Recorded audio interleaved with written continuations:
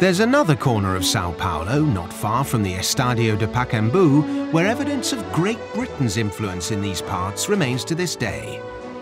In the late 19th century, Sao Paulo Athletic Club, or SPAC for short, was founded by British immigrants as a meeting place for employees of the London Bank, the city's gas company, and Sao Paulo Railway, whose British workers helped take football to many corners of Brazil. When the railway came, they brought a lot of engineers and technicians, and they had played football in England. So when they came here, and they were the beginners, let's say, the professors of of football in Sao Paulo. And as they went inwards in the country, building the track lines and several little cities coming, each little city would have its teams. Football teams. So really the railway is one of the most important factors of Brazil being so good in football. John Mills, a British immigrant and a SPAC member, has taken a keen interest in the history of football in Brazil since his arrival in South America in the 1960s. He soon discovered that one of the railway employees, a certain Charles Miller, was instrumental in introducing the game to Brazil. Born in Sao Paulo to a British father and a Brazilian mother, Miller was schooled in England, where he tried his hand at both football and cricket.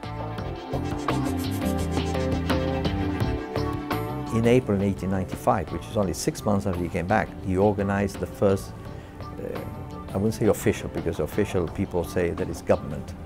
No, the first football game with the rules. Because when he came back, in his bag, he brought 2 balls, right? They were practically unknown here. The official football book rules of 1863 from the Freemasons Tavern in London. And he brought 2 pair of boots, his pair of boots, a pump to pump the ball, and his school strip. The sport soon spread to other parts of Brazil, but it remained primarily a white man's recreation. In 1914, though, with the formation of Santa Cruz in the northeast of the country, things began to change. Despite opposition from many other clubs, Santa Cruz fielded black players in their team from the very outset. In 1914, then Santa Cruz in Recife and Vasco da Gama in Rio were the ones who, so allowed black people to play. That was the beginning of the future, right?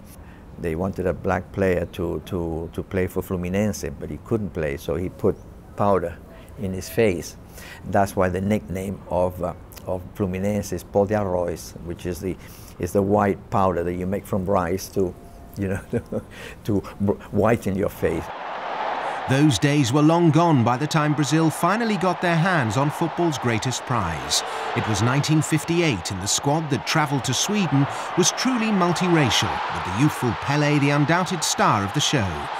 It was the first of 5 World Cup triumphs for the Seleção and came just 8 years after Brazilian football's darkest hour, their loss to Uruguay in the final game of the 1950 tournament in Rio de Janeiro. There's the famous composer from Rio, Vinicius de Moraes, the one who composed A Garota de Ipanema.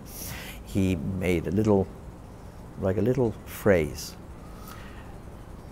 from death you are reborn immensely, meaning in 1950 you died, but then you were reborn and then you're greater than you were. Now you're the greatest. And I think that Brazilian football today, with the players they have all over the world, is one of the greatest.